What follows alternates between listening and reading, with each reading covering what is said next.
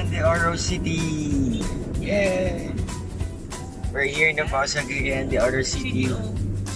Ang bumungad sa amin ay ang mga military dahil dito pa rin sa Cagayan, dito sa buong Mindanao ay martial law pa rin. Diba direct dates? Di pa rin binababa yung martial law dito eh. Kaya kailangan ibaba mo yung bintana mo sa silipin kanila para makita nila kung hindi ka kahinahina ng itsura. City na po tayo guys. Guys, tignan nyo siya. Oh, diba? Nandito siya sa kasakay po namin siya. Ayan po siya. Ayan po siya. Wow. Hindi naman yun. Ito kasi siya. Yan yung sira yung mukha.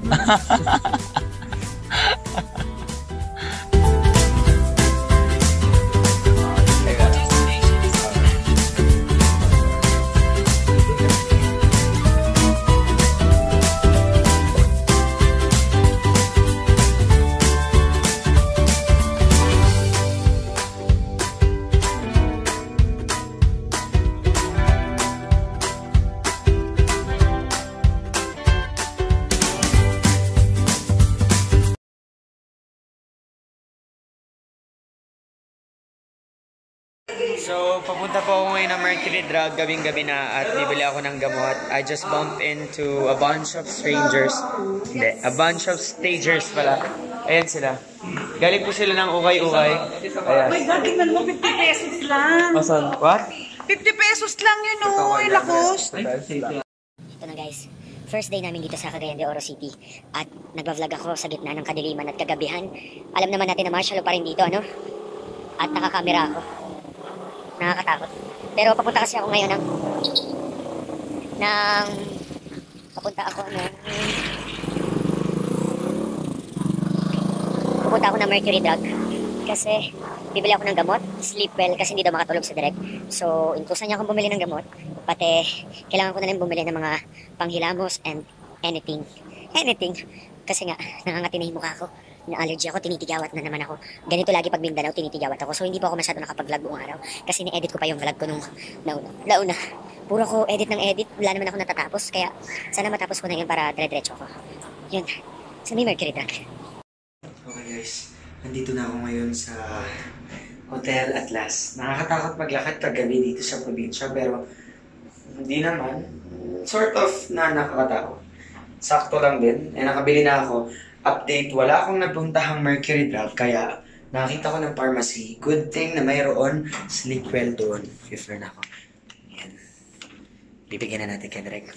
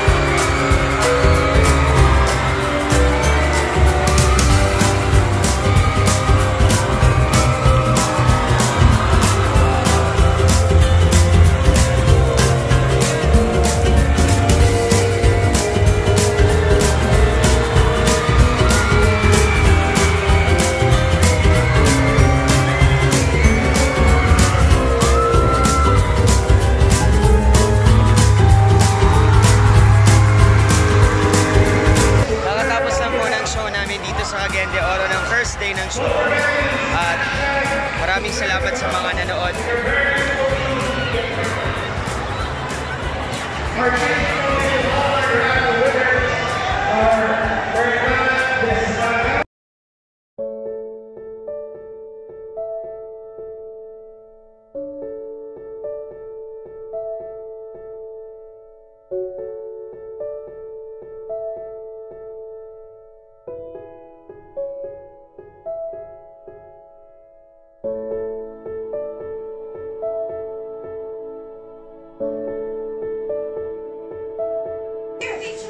Let's take a picture, Gav.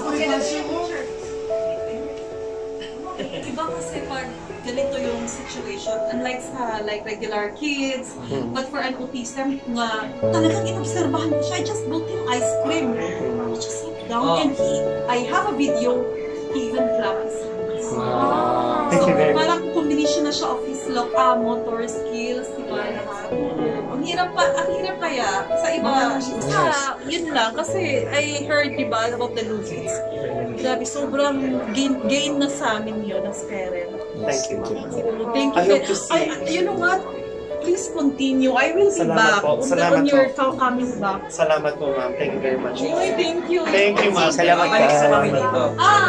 Yes. I know it's not about the money. Thank you very much. Thank you very much. By the way, I mentioned also the SPED, special education sa Father William Masters. Okay, ma'am. Okay. Thank you very much. Mag-i-start pa lang yung show, nandito na kami sa may venue. Nagpapapasok pa lang actually, ang gulo ng mga bata ngayon. First show pa lang to Ayan sila Suggestions and questions sa inyo, sasagutin ko po. Basta nandun po ang #Supremo Redux. At nakita ng ating mga manonood, wala man lang umuwi ng mga kabataan. Lahat sila nag-stay. Nag-enjoy ba kayo? Kaya, ma'am, sir, sa susunod na taon, mas marami pang sasama sa Miss Or. Maraming salamat po. Salamat po sa inyo lahat. Thank you very much, ma'am. Salamat. Gusto ko lang, estudyante ba siya, ha? Yung naka-black. Ayan, ikaw naka-black. Halika rito. Halika dito. Saan ka nag-aaral? Sa MOGS siya. Alam nyo, the entire play, she was just crying. Umiiyak lang siya ng iyak. At sa palagay ko, siya yung pinakamagaling na manonood. Can we have a shirt for her? Bibigyan kita ng t-shirt. Hanapin mo si JP Lopez.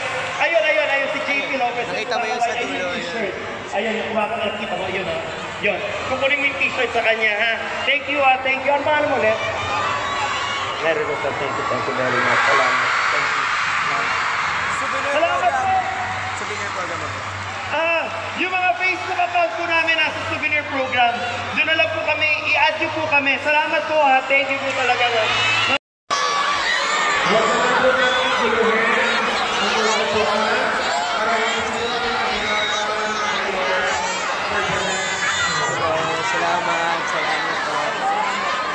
Thank you. Salamat.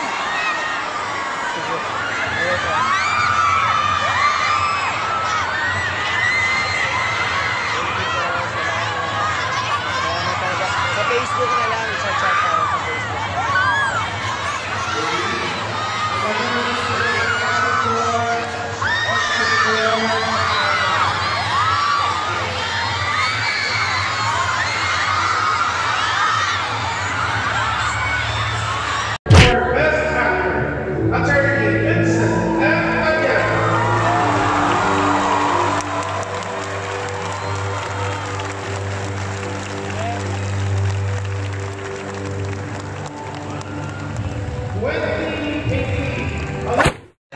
Ayan, may pa-congratulations si Marian.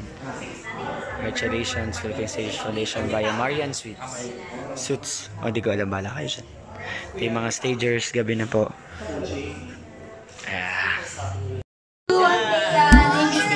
Thank you, Thea. Thank you for your time to be here with us. Yan, nasa last party po kami ngayon. Dancing ang mga stagers. Alright, y'all. Since y'all just learned how to do the avocado step, I got refrain. Let's do it again. Hey, let go. Lead with it, dab with it. Hit no folk, now stab with it. Nay, then you stop and you hit that mouth. It was a really smart book. So, I have a question for you. Oh, go ahead. For Kuya. Okay, Kuya po, why do you think she chose you to be the translator? What makes you really special? What makes me special?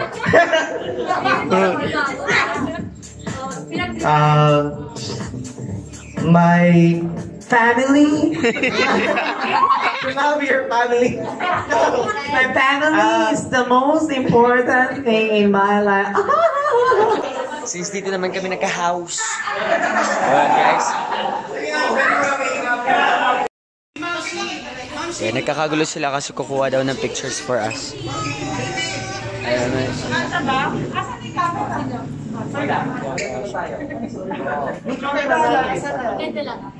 Dapat sa gitna si JP. Pombyang! Ay, di kasha. Ano, John Ray, ikaw na muna pang nag-ano sila ng ano. Ano? Ako na. Hindi nga kasha. Hindi, sama si ano. Hayaan mo si ano mag-video ka muna para sa... Yan, nag-video ako. Nag-video. Hindi, magsasalita ka niya eh. Okay. Compress. Wala. Sabihin nyo lang, thank you BSF. Tapos tayo naman, thank you Marian Speeds. Ganun tayo. BSF, kayo muna. Wait lang, dapat nagsabi ako doon. Ito muna. Video pa lang naman muna eh. Picture. Layo video muna. Layo pa! Hindi, ito akin wide angle kaya ako. So proud. Ready? Sige, video muna ha. Rolling ako, no? Rolling! Rolling po. Ready? Ayan yan, edit naman yan eh. 1, 2, 3. Thank you, PSM. Thank you, Maria Speed.